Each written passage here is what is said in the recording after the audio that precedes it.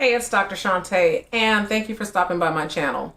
So before I even get started, let me just hit you with a disclaimer. I am not that kind of doctor. Like, I'm a doctor of education, like college professor, but not like medical. So by no means should you accept this as like official medical advice. However, I do want to say this before I get started. I have been where you are. I have been on my couch or in my room with my laptop or with the TV, with the YouTube app or what have you, and come across these videos and I'm like, okay, I don't want to hear your story. Just what are the timestamps? Just let me know what your steps were, and so I can see if that's something that I can do and then move on. Well, this is important.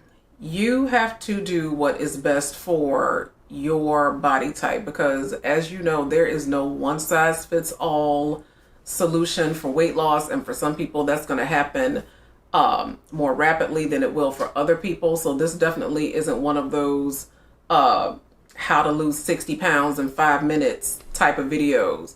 However, I have learned that when you lose it really fast, you also have a tendency to gain it back really quickly, and that is not my goal. So if you want to know what I did to lose over 20 pounds over these past 3 months during quarantine, keep watching.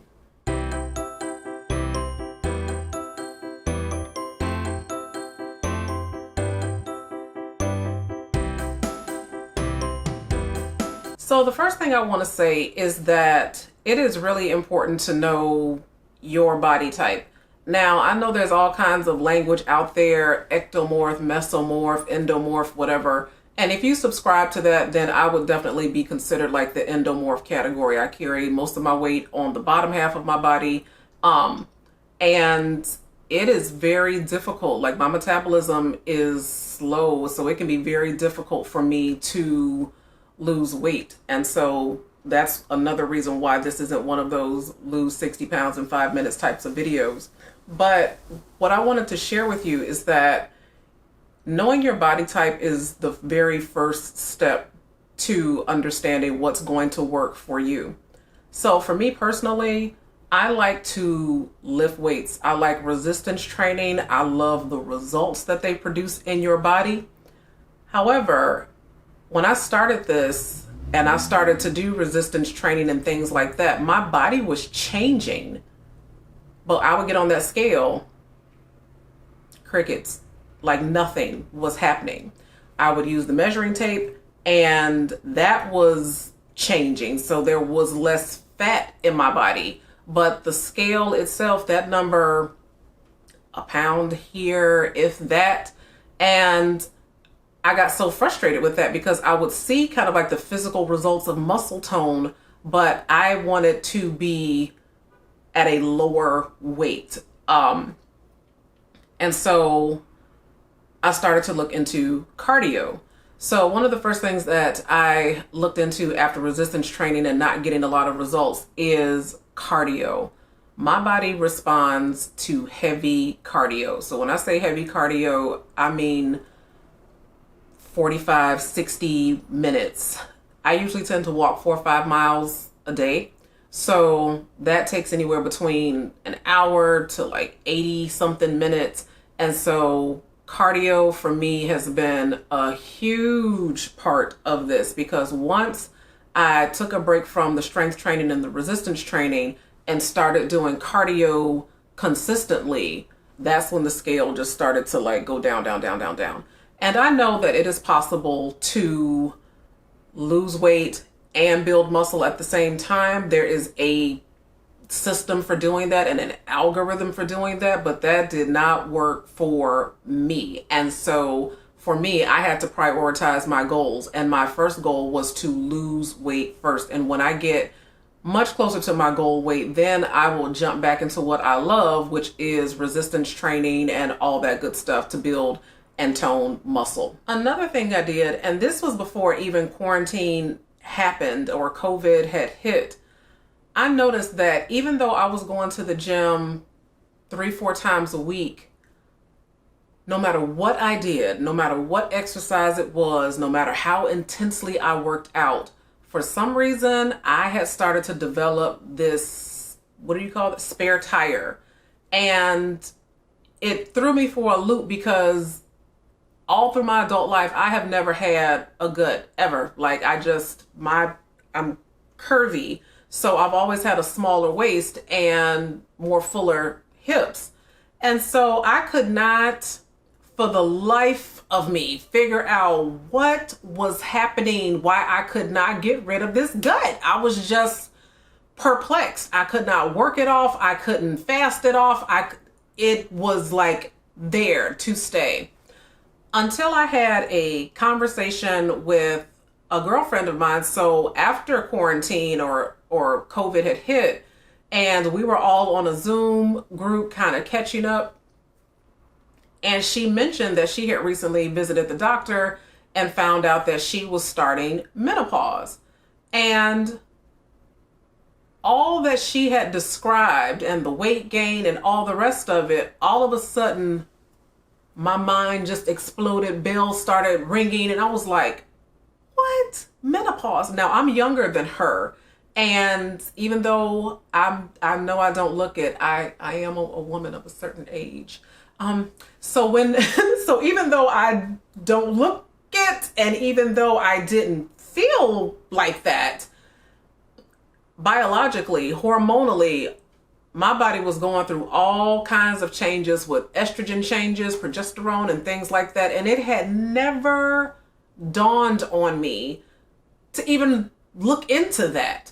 And so once I started doing some research and spoke to a doctor, I realized that my estrogen was out of balance. And so I started to take supplements to balance out my estrogen. And lo and behold, the gut just, I'm not going to say it evaporated. I still have like a little bit left. But compared to what it was like night and day. And so this is another reason why I say you have to know what's going on in your body and where you are in your life, because every decade your metabolism slows down about 5%. So the things that you did in your 20s to get lean and get fit are not necessarily going to be as effective in your 30s. And the things that you do in your 30s are not going to be as effective in your 40s. And so I didn't know any of that. And so one of the gifts of quarantine and COVID was it allowed me to really do a deep dive and research what was happening in my own body. And so once I got that estrogen balanced, and those supplements were so helpful in doing that, then it was an assist, and it really significantly helped to progress my weight loss. So something else that I had learned over the course of investigating all this hormonal stuff is that when your body has a significant drop in estrogen, that reads in the body as stress. And anything that stresses the body produces heavy amounts of cortisol. Cortisol is a stress hormone, and that stress hormone was going straight to the middle. And so not only that, but it was disrupting my sleep patterns. So I would go to bed at my normal time, 10, 11 o'clock at the latest. And then like clockwork, 2:30, 3 o'clock in the morning, wide awake, and stayed awake, tossing, turning, could not get back to sleep till the sun was almost up and it was almost time to go to work. And nothing is more frustrating than insomnia. It is the worst. But with respect to weight loss, sleep is so essential to weight loss. It is so essential to have your body reset, get that rest, because you burn calories even in your sleep. And so when you cut that process off, or that process gets disrupted, and your body never really has the time to grow the muscle, or to burn the fat, or to do whatever is happening in your body for you to lose weight, it is an uphill battle. It is an uphill climb. So I say all that to say that once I got the hormone stuff figured out, now I sleep like a baby, 7, 8, sometimes 9 hours if I'm having a really good night's sleep. But that is so essential. So the third thing that I would tell you is go to sleep. You need to go to sleep. Even if you have more time during quarantine to be up, or you don't physically have to be in the office the next day, go to bed. If weight loss is one of your goals or fat loss is one of your goals, you need to go to bed. Which brings me to, what did I eat? So I wish that carbs and sugar and alcohol loved me as much as I love them, but they don't. They do not. And for my body type, I tend to hold on and store the effects of carbs and sugar, alcohol, more so than other people who can eat and drink whatever they want and it have very little effect. And so I had to eliminate those types of things from my diet. And what I also noticed was that I was really protein deficient. And so protein is the building blocks for muscle, and muscle, once you have it, it tends to burn more fat. And so when I started to do the math about macros and macronutrients, so there's all kind of YouTube videos on that, so I'm not even going to go there, but go and do your own searching about that. I realized that for me, in order to lose the kind of weight that I wanted to lose in conjunction with the exercise that I was doing, I needed like 150 grams of protein every single day. And I was nowhere close to that. I was nowhere close to that. So when you have a lifestyle where you're not really eating, you're kind of snacking here and there, and you're snacking on carbs and sugar and things like that, it's definitely going to take a toll on your waistline. So I had to revamp my entire way and style of eating. And so I started to lean more towards healthy fats, avocado, that sort of thing, along with protein. So whether that was a protein shake or supplements. And so the combination of fat and protein with the lower amounts of carbs really was a game changer for me. And I also do intermittent fasting. And so the ratio for me, here's the thing. Once you begin to satiate yourself with fats and proteins and things like that, the cravings that I had for snacking and carbs and sugar essentially went away. And so I don't eat more than once or twice a day. I just make sure that in that once or twice of eating that I'm hitting those protein and fat macros during that time. And so I definitely had to overhaul my diet. And last thing that I will say that worked for me was a lot of water. I'm drinking lots and lots and lots of water, which not only do I think is beneficial for just being able to kind of flush my system, but has been great for my skin, has been great for my energy. Like, water is the elixir of life. I know you've probably heard that before, but it is the truth. So between lowering carbs, sugar, alcohol, and increasing healthy fats and protein, I am much closer to my goal. And so on average, I've been losing between 6 and 7 pounds a month.